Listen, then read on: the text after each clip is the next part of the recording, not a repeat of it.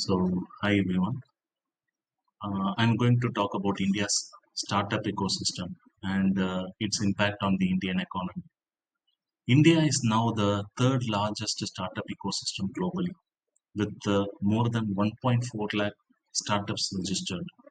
The Indian startups are also a significant driver of job creation, generating more than 15.5 lakh direct jobs. In 2023 alone, these startups created 3.9 lakh jobs, representing a remarkable 46.6% year-on-year increase.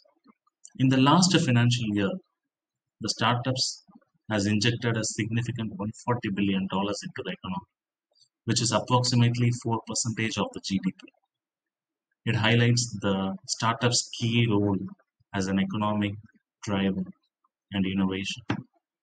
These startups are from different sectors, including technology, healthcare, finance, agriculture, etc., which indicates the versatility and robustness of the Indian startup ecosystem. So, what are the factors that led to the startup sector boom in India? The widespread adoption of digital technologies and internet penetration, spearheaded by initiatives like Digital India, and UPI is a game changer. And along with it, we are having the world's lowest data cost, which is averaging around 6.7 rupees per GB in 2023.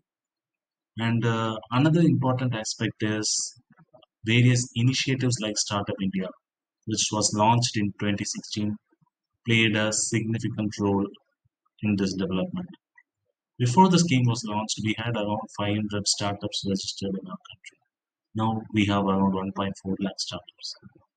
And the next factor is the demographic dividend of India.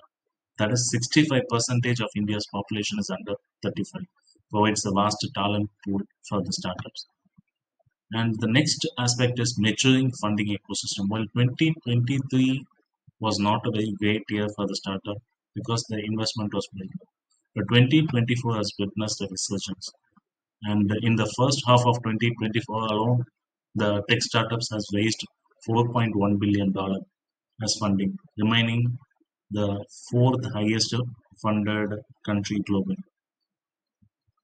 And the rise of domestic venture capital firms and the entry of global investors have diversified the funding sources.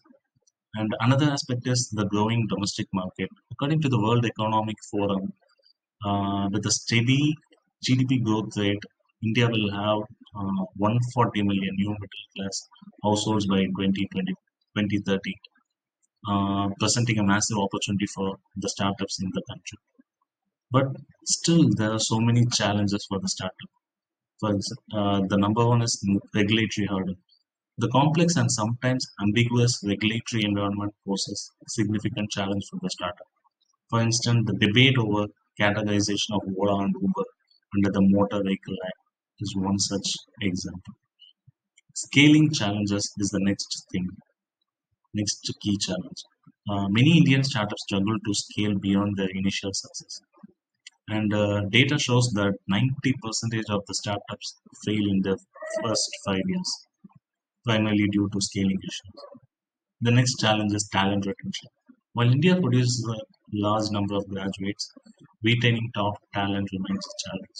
The startup has to fight with the corporate MNC to retain the talent. And the next is digital divide. Even though India has made a significant improvement in digital infrastructure, still substantial digital divide exists. And the next, and there are many other problems like this, which includes lack of industry academia collaboration, low R&D spending in our country, etc. So, what we have to do and what the government has to do.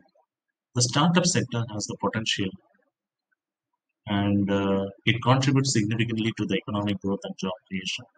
However, to sustain this momentum and accelerate it further, we need to address the regulatory hurdles, develop new initiatives and incentives for the startups, and collaboration between industry academia and startup has to be encouraged. Equitable access to funding and infrastructure has to be created. By integrating education, entrepreneurship, and employment, India can unlock its entrepreneurial potential and move closer to becoming a developed nation in 2047. Thank you.